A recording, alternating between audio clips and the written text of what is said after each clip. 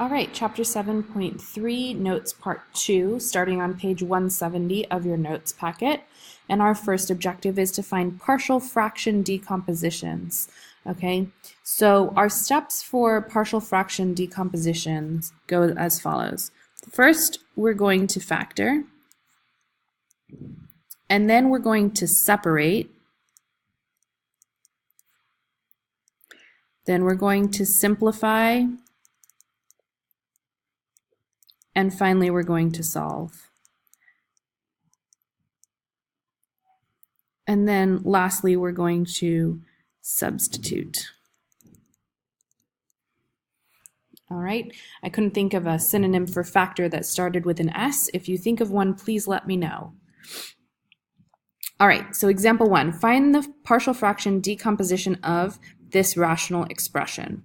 Okay, so first we need to factor. And we're going to factor the denominator into two linear factors, x minus 5 times x plus 3.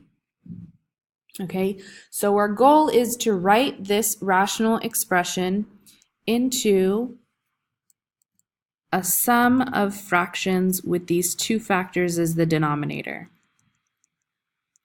And what we need to find is what the numerators need to be in order for this equation to be true. All right, so what we're going to say is we're going to say, okay, I have these two fractions and I want them to add up to this, so I'm going to call the numerator here a and the numerator here b. I'm going to leave this space for our final answer, so I'm going to rewrite this as a divided by x minus 5 plus b divided by x plus 3 equals 5x minus 1 divided by x minus 5 times the quantity of x plus 3. Okay, from here it's just like solving a rational function equation. All right, so what we need to do is we find our common denominator. Our LCD is what we had factored before. In order to get our LCD over here, we have to multiply through by x minus 5 times x plus 3. So in our first term, the factor of x minus 5 cancels, a times the quantity of x plus 3, plus our second term, the factor of x plus 3 cancels, so we have b times the quantity of x minus 5 equals, and lastly, both denominators cancel, so we're left with 5x minus 1. All right, continuing to simplify, we would have ax plus 3a plus bx minus 5b equals 5x minus 1. And here comes the part where we're going to look at these term-wise. So ax and bx would be like terms if we knew what a and b were. We could simplify. So we're gonna write it in the way we would if we were combining like terms. We would add a and b times x plus 3a minus 5b equals 5x minus 1. So we have our term that has x and our term that's just a constant.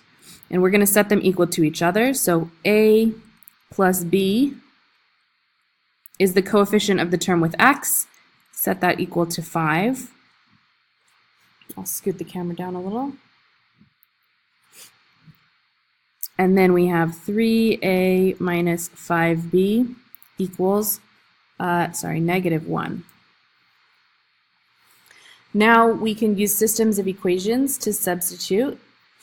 I'm going to solve for a. So I say that a equals 5 minus b, and then substitute that into my second equation.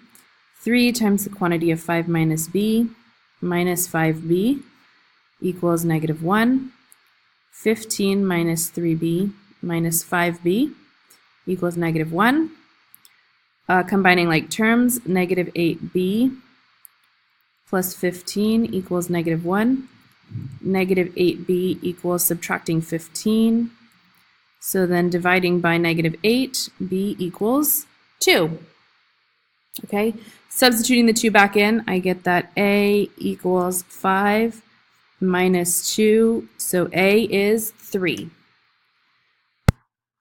All right, the video got cut off, but what I've done is I substituted the value for a into a. So a goes over x minus 5, so 3 over x minus 5, and b is 2, so 2 divided by x plus 3, 2 divided by x plus 3. So now we've rewritten our rational function or our rational equation as a sum of two separate fractions. Looking at our next objective, we want to determine a function of a graph given points on the graph. So in example 2, we want to determine a, b, and c so that these 3 points are on the graph of f of x equals ax squared plus bx plus c. So we want to use these 3 points given our x and y values. So we set up our equation. F of -1 equals 5, which would be a times -1 squared plus b times -1 plus c. So we get that 5 equals -1 squared is 1, a minus b plus c. And then from our second point, f of 2 equals -1. So a times 2 squared plus b times 2 plus c.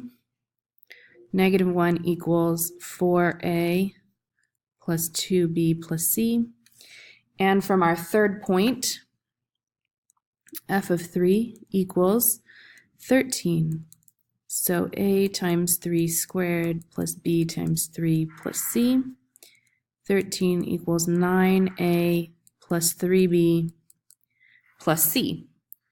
So I have 3 equations, 1, 2, 3, and 3 variables, so I can set this up as a system of equations. I'm going to use matrices to solve this. So we can say matrix A equals, using our coefficients, and remember the solution always goes at the end. So we're going to set this up as 1, -1, 1, 5, 4, 2, 1, -1, 9, 3, 1, 13. Okay, so using the calculator, we can solve that. Our reduced row echelon form of the matrix is 1, 0, 0, 4, 0, 1, 0, 6, 0, 0, 1, -5. So we have that A equals 4, B equals 6, C equals -5. And we wouldn't write this as an ordered triple. Off the screen. We wouldn't write this as an ordered triple because we're talking about points on a plane and we wouldn't want to confuse them. So we'll just leave these as our 3 separate values. Okay. You could also have solved this using the method that we talked about in the last section, a times x equals b, where we set this matrix A as 1, -1, 1, 4, 2, 1, 9, 3, 1. Our variables are A, B, and C, and our resulting matrix is 5, -1, 13. The determinant of matrix A is -12, which is not 0. So our A inverse matrix is 1/12, -1/3, 1/4, -5/12,